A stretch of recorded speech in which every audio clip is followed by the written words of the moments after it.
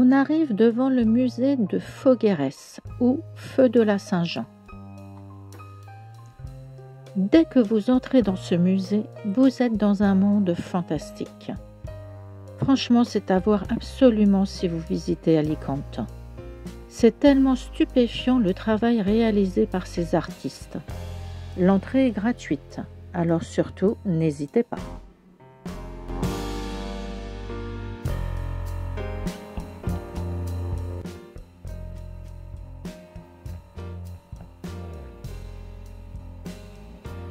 Dans ce bâtiment, on découvre l'évolution de ces personnages fabriqués en papier mâché de 1928 à nos jours. Ils sont utilisés pour la fête annuelle qui a lieu en juin, pour la fête de la Saint-Jean. Cette fête a d'ailleurs été déclarée fête officielle de la ville d'Alicante depuis 1999.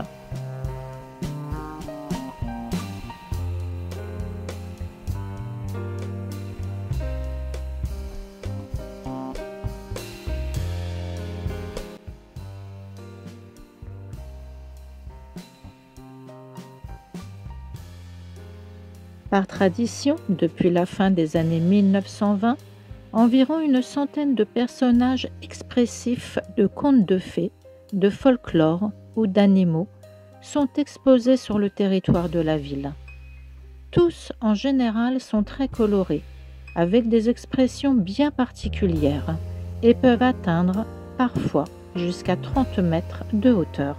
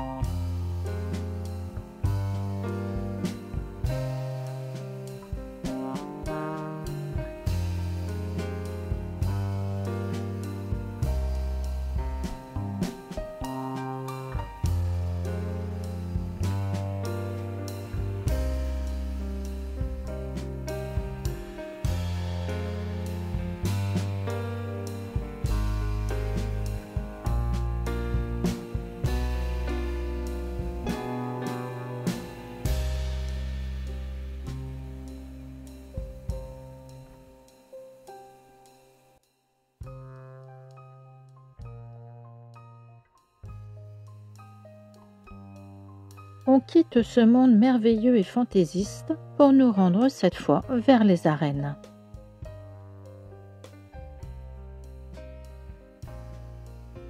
Mais avant, on s'arrête devant le parc du Panthéon Quijano.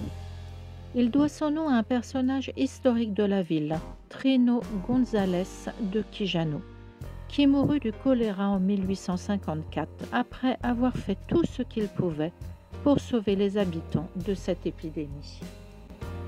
En remerciement pour son dévouement, la ville lui a consacré ce monument. Nous voici arrivés Plaza de Toros, et donc devant les arènes. Vous pouvez visiter les arènes ainsi que le musée de la tauromachie. L'entrée est payante, il me semble qu'elle doit être à 7 €.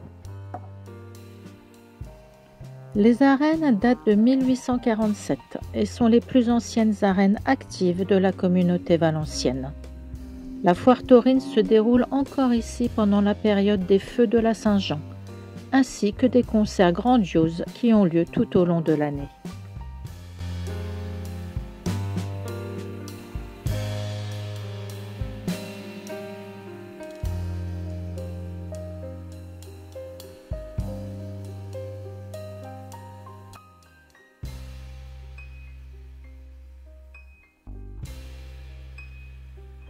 Cette place est vraiment très agréable.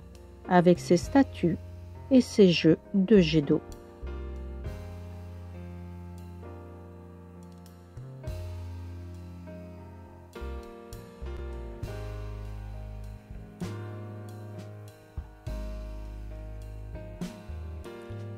On repart tranquillement vers la Rébus, sous un soleil radieux, tout en profitant de la plage au passage.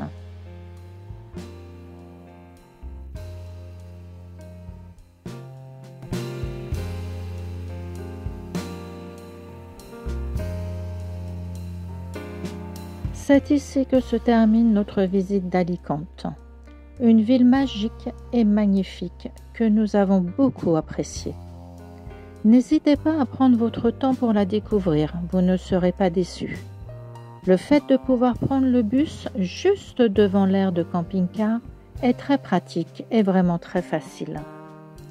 Je vous dis à très bientôt, de bonnes balades à vous tous et à très vite. Bye bye.